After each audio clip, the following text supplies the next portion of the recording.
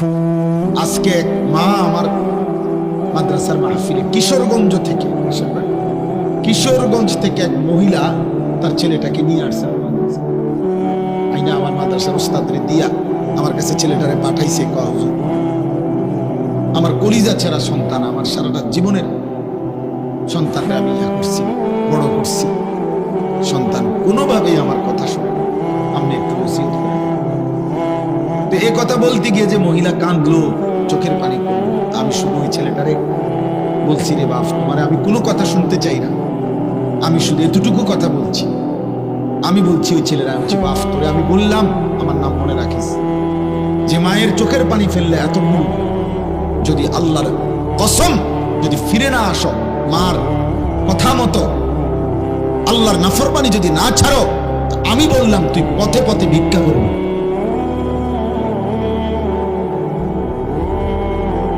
মার চোখে পানি ঝরাইয়া তুই নাফরমান কোনদিন সুখ দুনিয়া জুড়বি না। পুরা দূরা কয়েকদিন চলতে পারবা, এমন জায়গায় থমকে যাবা মায়েরা বদদুয়ায়, যেদিন আর ঘুরে দাঁড়াইতে পারতাম।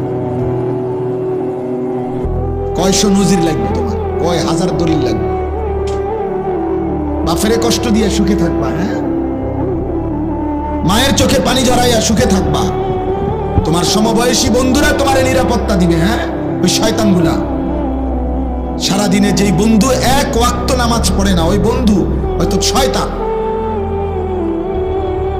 সারাদিনে মোবাইলে নারী ছাড়া, ছবি ছাড়া আর কিছু দেখে না, যে হয়তো শয়তান, হয়তো ইবলিস।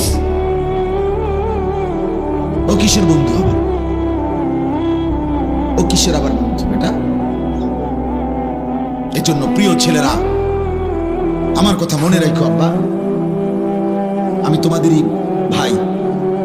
এই গ্রামের এমন কেউ নাই যে আমারে চেনে না। বয়স্ক এমন লোক মনে হয় না কেউ আছে যা করে আমি চিনি না। আমি সবার সাথে পরিচিত মানুষ।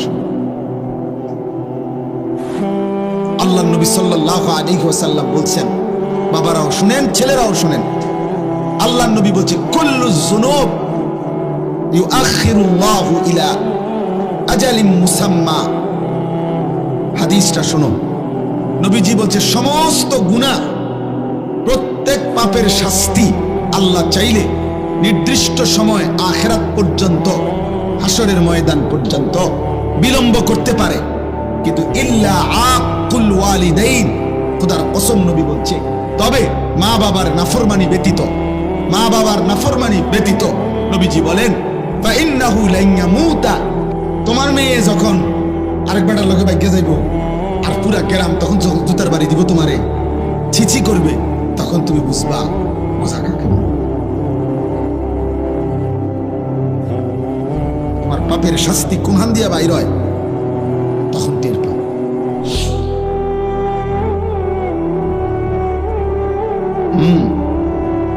আমাদের এই মুরাদনগরের একজন বড় আলেম আমার একদিন বলছেন,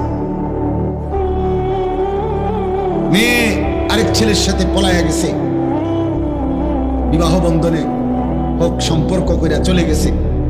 মা বাবা গিয়া থানার মধ্যে ওই ছেলে মেয়ের নামে মামলা করছে। মেয়ে চিঠি পাঠাইছে বাপের কাছে, আপন বাপের কাছে। চিঠির মধ্যে স্পষ্ট লিখছে, বাবা, যে কাজটা তোমরা করেছিলে সেটা যদি অপরাধ না হয়, আমার বেলায় থানায় মামলা করলে কেন? কসম খোদা, কি বুঝলেন? মানে তোমরা মা বাবাও তো কি করছিলা, এরকম হারাম প্রেম করেই ভাগ্যে গিয়া বিয়া করছো। এখন আমিও সেই কাজটা করাতে আমার বেলায় মামলা করলাম, ওই বাবা কি জবাব দিবে? হ্যাঁ, বলো না বাবা, তোমরা একটা ছেলে, বলো, কোনো জবাব হইতে পারে? এই বাবা এই সমাজে কি পরিমাণ বেইজ্জতির শিকার হয়, এই বেচারার সারা জীবনের অর্জন কি হবে তখন? এই জন্য বললাম আমি, মৃত্যু আমাদেরকে বরণ করতেই হবে, আমাদেরকে কিন্তু চলে যেতে হবে। আমরা স্বীকার করি বা না, বুঝি কিংবা না বুঝি,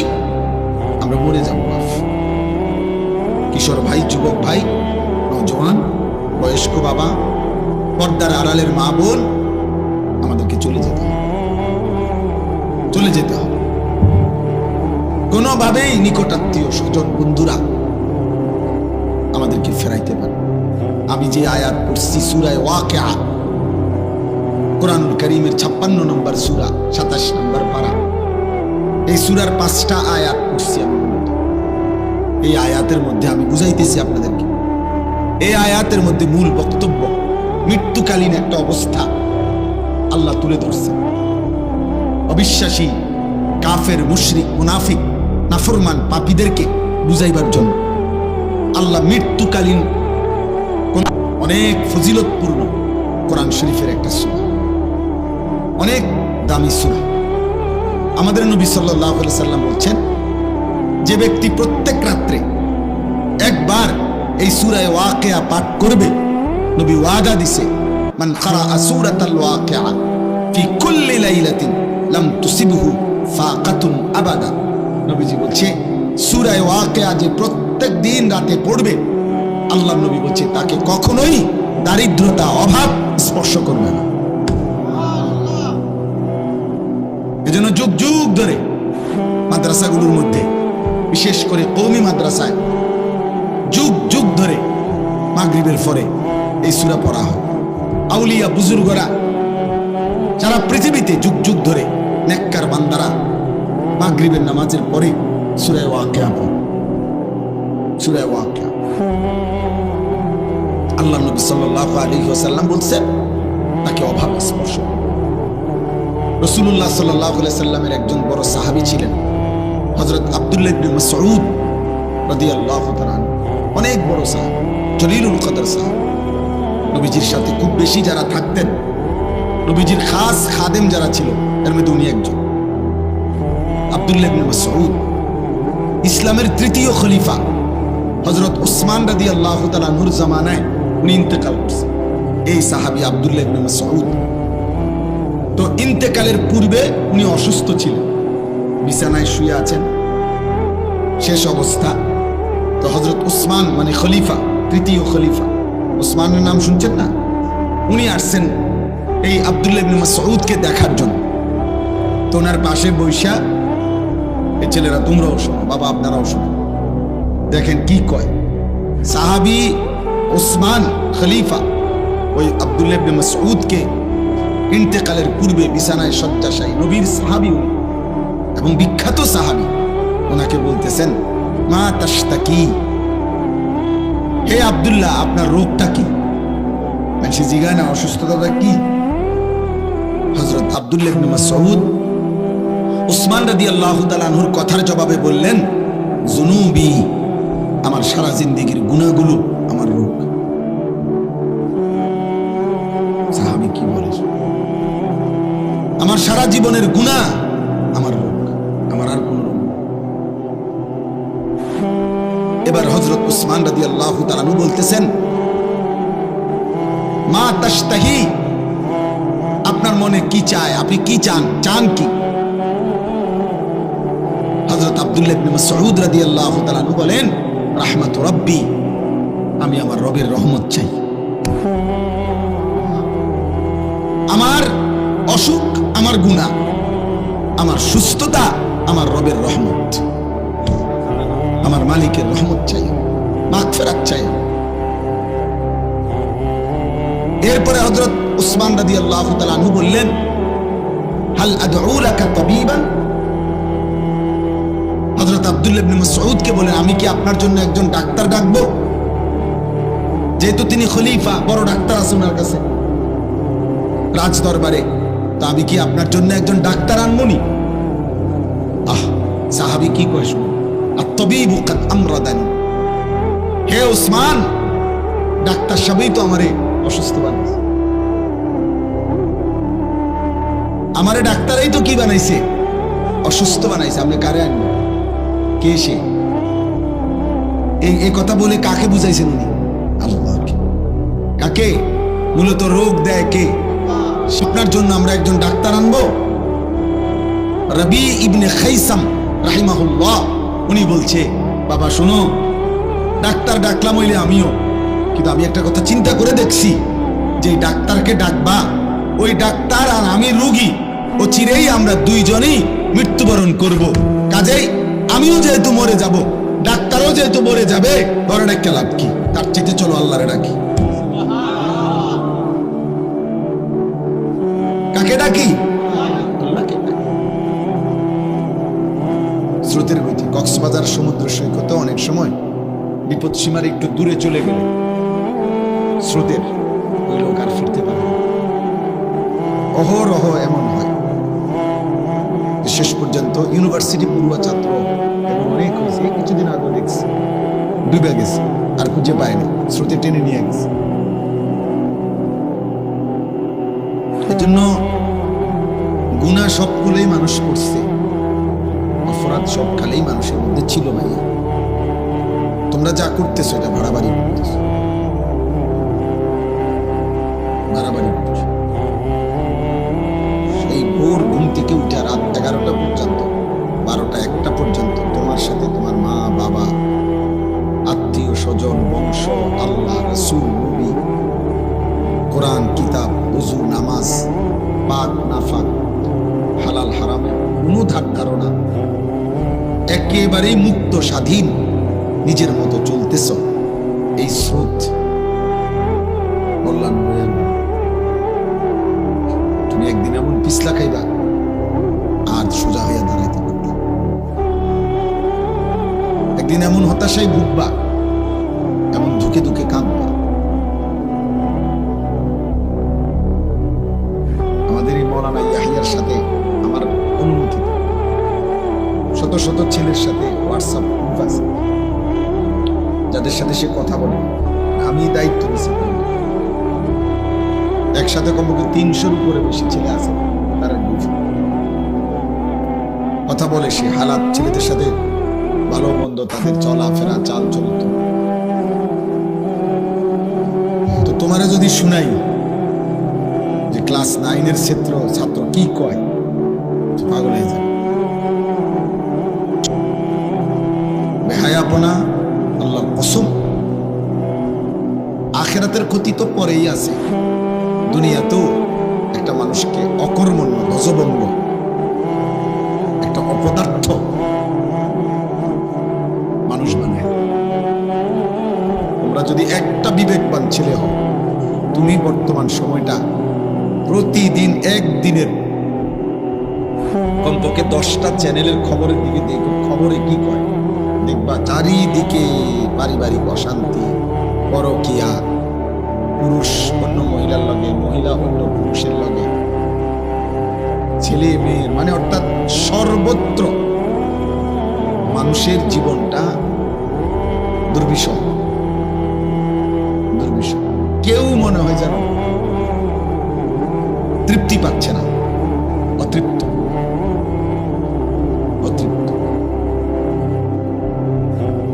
এটা অধঃপতনের অর্ধেকের কাছে পৌঁছে গেছে।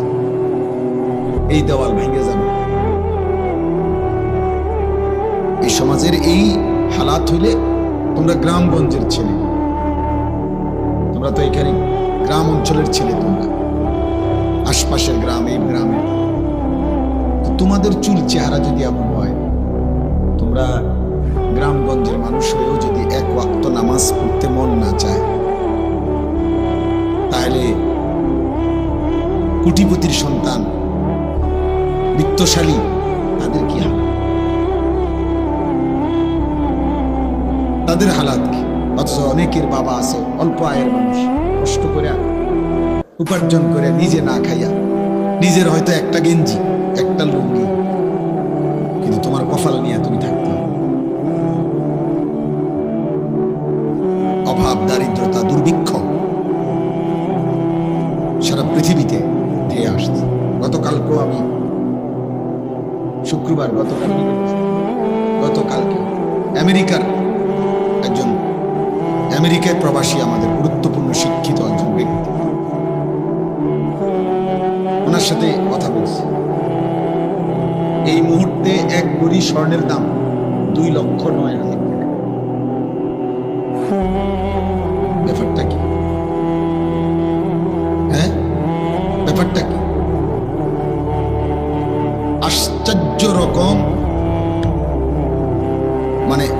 বড়ি স্বর্ণের দাম 2,09,000 টাকা।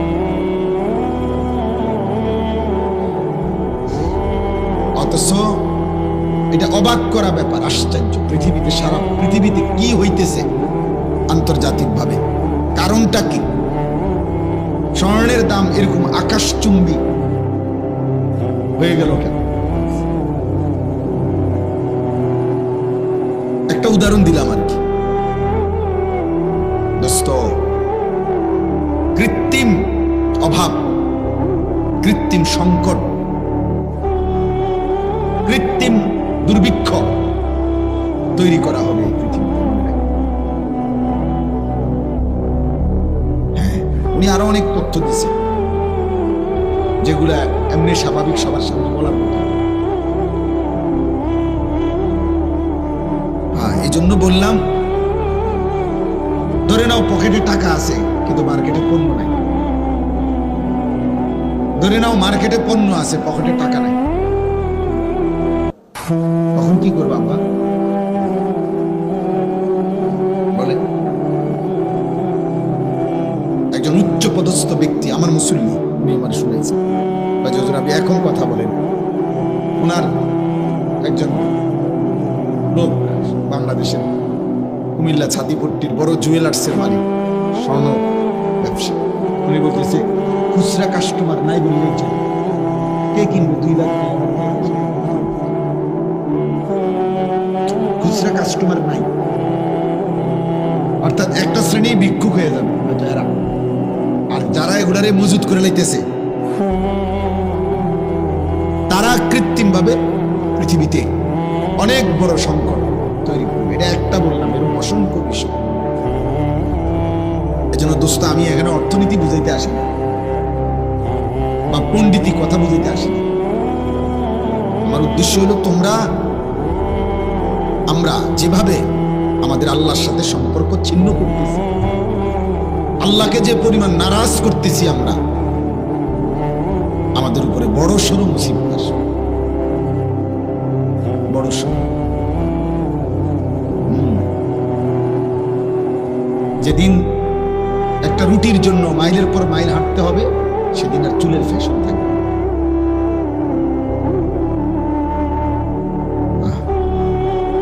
বাংলা ভাষায় একটা কবিতা ছিল আগে, অনেক আগে, দুর্ভিক্ষের সময়, যে ভাত দে নয়তো মানচিত্র গিলে খাবো। অভাবের তাড়নায় কবি বলছিল যে ভাত দে নয়তো কি মানচিত্র, মানে পুরো দেশ গিলে খাবো। এটা, এই ছবিটা তো আছে এখনো, আমরা তো ছোটবেলায় পড়ছি। 1974 সালের দুর্ভিক্ষে কুকুরে এবং মানুষে একই ডাস্টবিন থেকে পচা লাশ আর পচা খাবার তুলে খাইছে। শিল্পাচার্য জয়নুল আবেদিনের মনে আছে এই ছবি? আমরা ছোটবেলায় স্কুলে পড়ছি না, প্রাইমারি স্কুলে, আমিও তো পড়ছি। 74-এর মনন্তর, 74-এর দুর্ভিক্ষে কয়দিন আগে, 74 সাল তো এখনো 50 বছর আগে, বা একবার মুখোমুখি 51 বছর। এজন্য বাবা আমি বললাম, প্রিয় ভাই, এত অসভ্যতা, এত চরিত্রহীনতা একজন সুস্থ স্বাভাবিক মুসলমান করতে পারে?